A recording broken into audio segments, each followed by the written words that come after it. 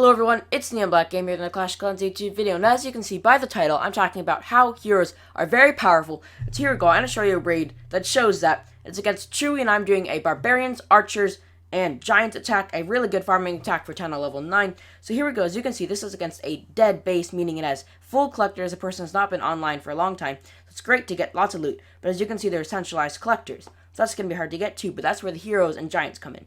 So let's just speed this up a little bit, because I've dropped Barbarians on the outside to take out those extra structures to funnel my troops towards the middle. So here we go, right after I take out a couple more structures, speed this up a little bit. There we go, I drop in my 6 Giants on each side, so I have 12 total. And then I sprinkle some Archers around, then some Barbarians to tank, because there are since there are no Giants over here, I drop Barbarians instead as the Giants. So here we go, Archers and Barbarians are going ham, taking out those extra structures on the outside.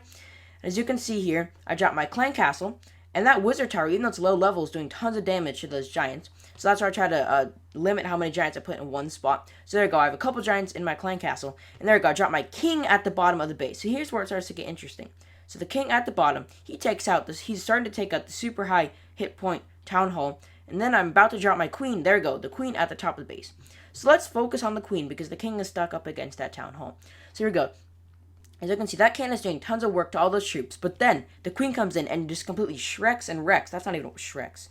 What type of word is that? Whatever. Anyway, she destroys the cannon, moves on to the Archer Tower, and destroys the Archer Tower. So there we go. She, in turn, the Giants are helping her by just taking the damage from those cannons, but then she destroys the cannons to help the Giants back and the Archer Tower. So it's kind of like a unison, really good way to defend. And there we go. Now the King just finally took out the high hit point structure.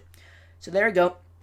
The Queen's moving along, just taking out those defensive structure after defensive structure. Here where the King comes into play. He's taking all the splash damage instead of the Archers taking the splash damage. And then he's about to take out that mortar, which is taking out the Archers. So there we go, that's a unison, because the Archers are helping him take out the splash damage structure while he's taking the splash damage. He takes out the mortar, while the Archers are taking out the mortar also. So it's very, very good. There we go. The Queen just took out that other mortar and that air defense. And now the King is stuck up against the wall, which is very sad. But as you can see, he's taking the damage instead of the Archers. Here we go. I only have a couple Giants left. The Queen's going to work on the high hit point structures in the center of the base, like the storages. And I'm about to activate my King's ability right as he's about to break the wall. And there he breaks the wall. I activate his ability, because I want to spawn some extra Barbarians, and I don't want him to die before his ability is used up, meaning like 10 seconds later, I want him to use his full ability before he dies. So there we go. Take out the entire core pretty much with the King's ability. Now the King is at around half health now. I only have 1 Giant left, which is going to get wrecked by that cannon. The Queen moves on with the King.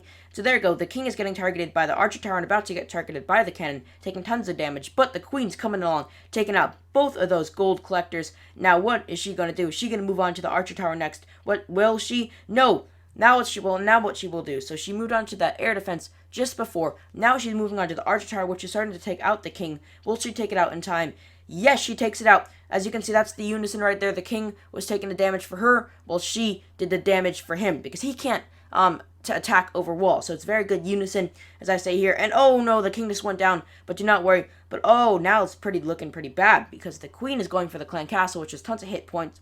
Now the cannon, luckily, now, as you can see, another unison here. The Barbarians and Archers are taking all the damage from the cannon, while the Queen is stuck up against the building. So right when she takes out that building, she can take out the defensive structures. So there you go. And there you go. She moves against the cannon. And now will she go for the Archer Tower? If she does, it should be pretty easy for her to take it out. And oh no, she does not. So here we go. This is where most people use their ability. Right around now.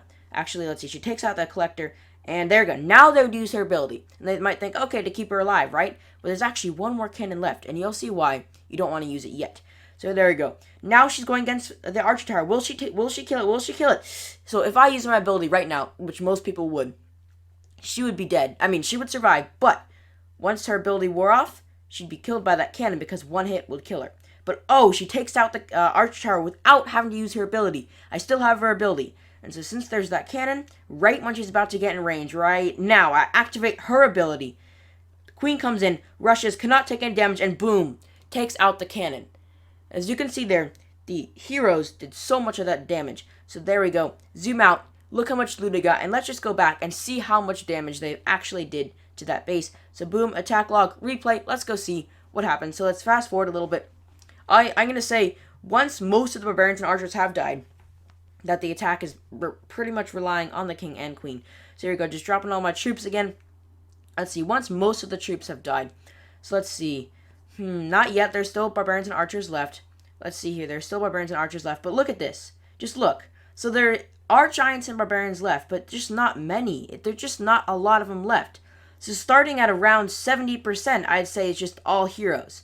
Because look at this. Yeah, I know, 5, 10, 15 archers, like 15 archers and 5, 10 barbarians. They're not really going to do much against the rest of these structures. But the king and queen just go crazy. And they survive through the entire, pretty much the entire raid. The queen does, the king does not.